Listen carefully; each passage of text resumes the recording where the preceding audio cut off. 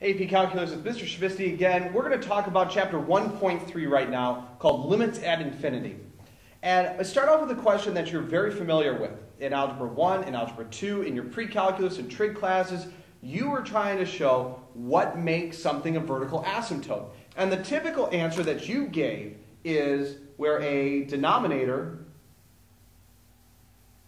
is 0. And you weren't wrong when you said that. The issue in calculus, what we end up finding out a little bit later after pre-calc, is that that works most of the time. When a denominator is 0, the majority of the time, it does have a vertical asymptote.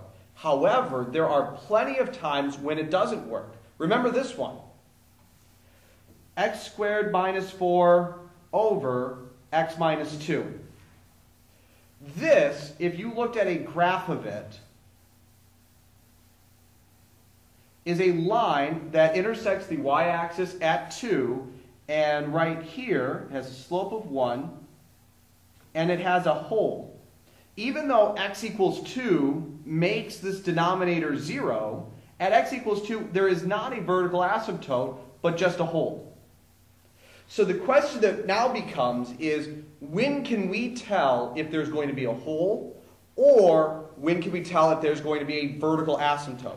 And it's in our best interest to start with a function that we know has a vertical asymptote. And the function we know has a vertical asymptote is 1 over x minus 2.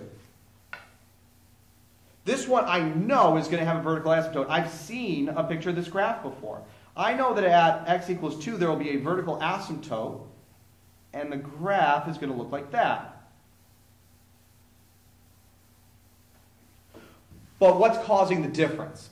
And how can I use calculus to talk about this and talk about the difference? Well, let's investigate. Here, when you did the limit as x approaches 2, you got an indeterminate form, a 0 over 0. Down here, though, when we do the limit as x approaches 2 of 1 over x minus 2, you don't get an indeterminate form, you get 1 over 0. You get a number over 0. And that's important. When you get this, a number over 0, that is your indicator that you have found a vertical asymptote. And we're going to say that that means that the limit, whenever you get a number over 0, is going to be either infinity or negative infinity. That shows that a asymptote has appeared in our graph.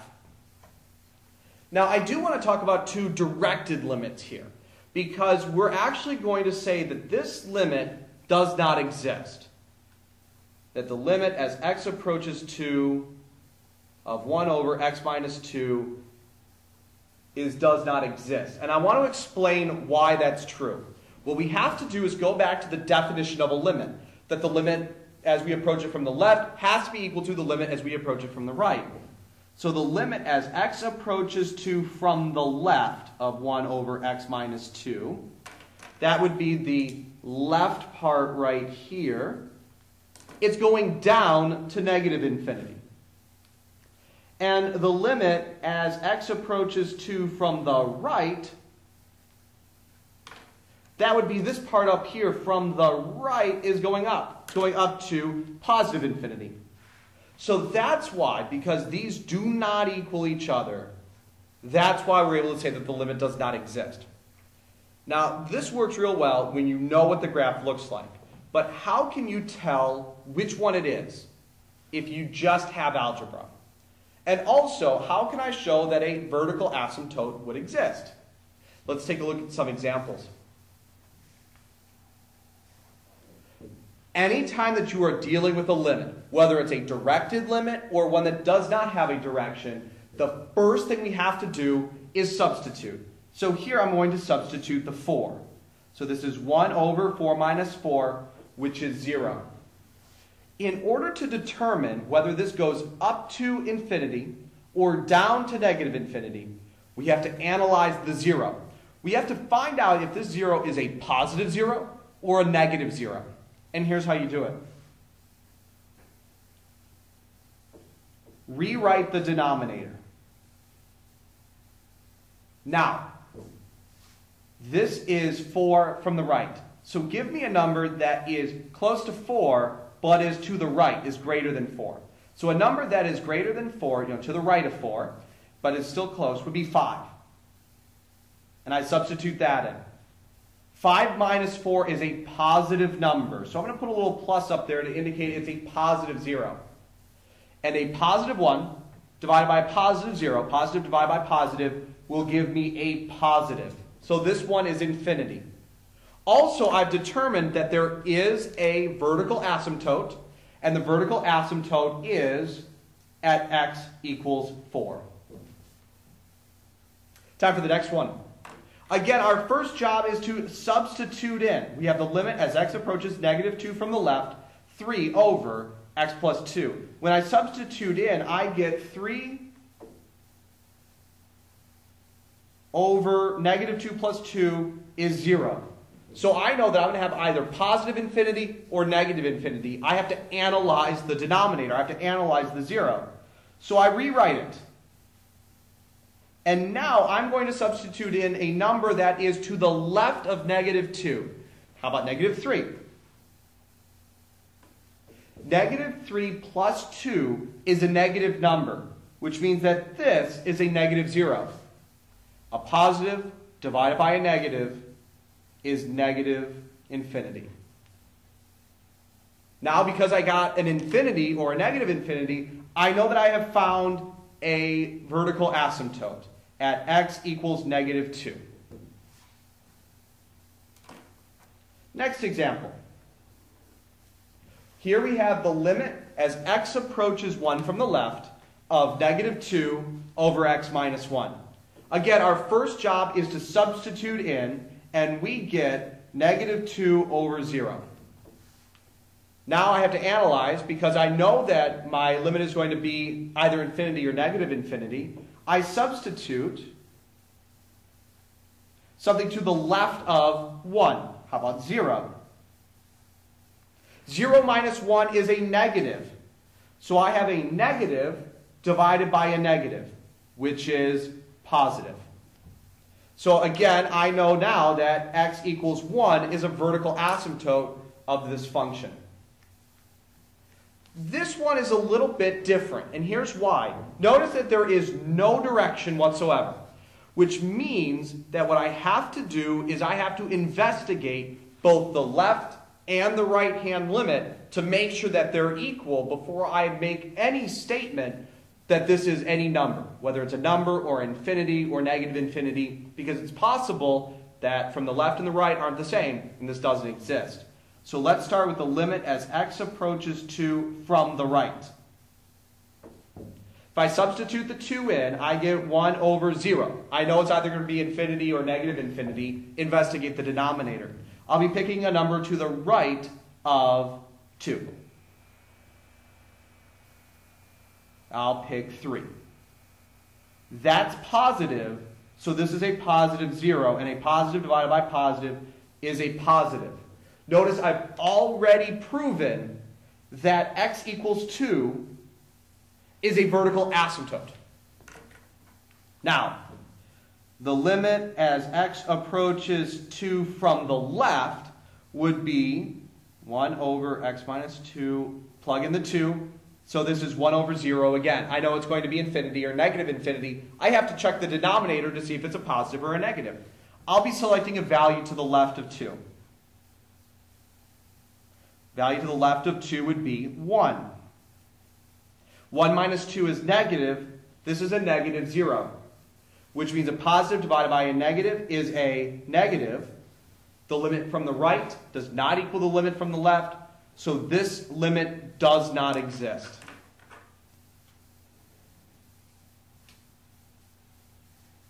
This last one is going to be a you try. What I would like you to do is try this one on your own, which means you're going to pause the video right now, and I want you to try it. Make sure that you check both the left and the right hand limit, because there is no direction here. You need to make sure that they're both the same. The answer that you should have gotten was infinity. Both the left and the right hand limit ended up to infinity. If you got it, congratulations. If not, check your work and we can talk about it next time in class. Now it's time for our last infinite work, and it's called horizontal asymptotes.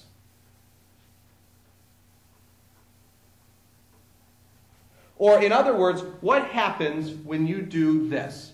What happens when a function approaches infinity? How can you deal with that? Well, there are some easy functions like this. X squared. I could look at a graph. X squared is a parabola. And what happens at infinity as it keeps going on? It's going up. This is infinity. Or, for example, the limit as x approaches infinity of e to the x. What's that? I know the function e to the x looks like this. As x approaches infinity, it's going up.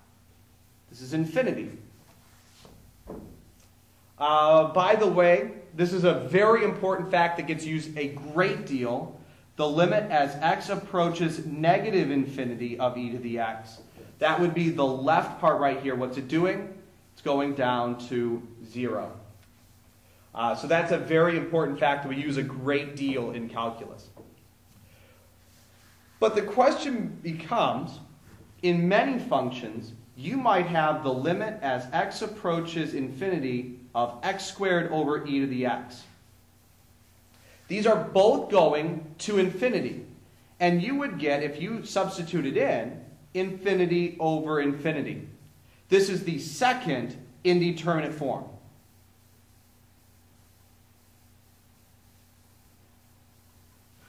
You have 0 over 0 is the first, and now we have an infinity over infinity.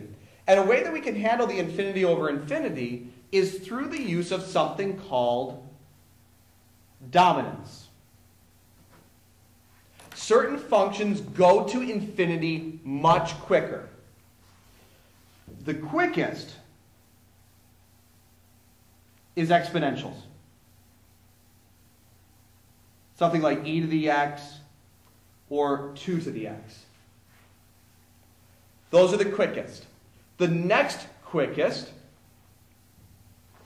are your polynomials. Things like x squared and x cubed.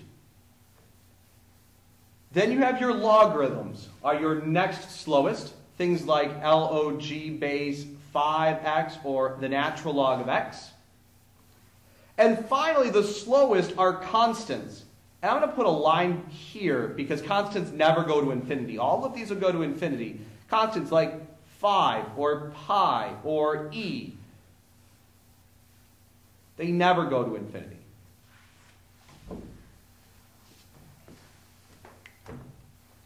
Now, there are 3 things that might happen when you're dealing with an infinity over infinity. The numerator could win, meaning it goes to infinity the quickest. If that happens, your limit is infinity. It's going to go to infinity no matter what because the numerator won. If the denominator goes quicker, the denominator wins, the limit is 0. And if it's a tie, we're going to write leading coefficients. We'll see in the next bit of examples of what that means, leading coefficients. So if the numerator goes the quickest, infinity. If the denominator goes the quickest, 0. And if it's a tie, meaning they both come from the same value, or they both, if they're both the same exponential, or both the same polynomial, or both the same logarithm, it's a tie, and we'll look at the leading coefficients. Time for our last examples. We start with this one up here. The limit as x approaches 0 of e to the 2x over x squared plus 2x plus 1. We have an exponential over a polynomial, which means that the numerator wins. This is going to go to infinity. This also means no horizontal asymptote. The second one, the limit as x approaches infinity of the natural log of x squared over x squared plus 1. Here we have a log over a polynomial. The polynomial goes to infinity quicker, which means the denominator wins. This is going to be 0. This also means that there is a horizontal asymptote of y equals that value, 0. In the next example, the limit as x approaches infinity of x cubed minus 3x squared plus 1 over 2x squared minus 5x plus 3. It happens in this one that this is a polynomial over a polynomial. But this is a polynomial that has an x cubed over a polynomial that has an x squared.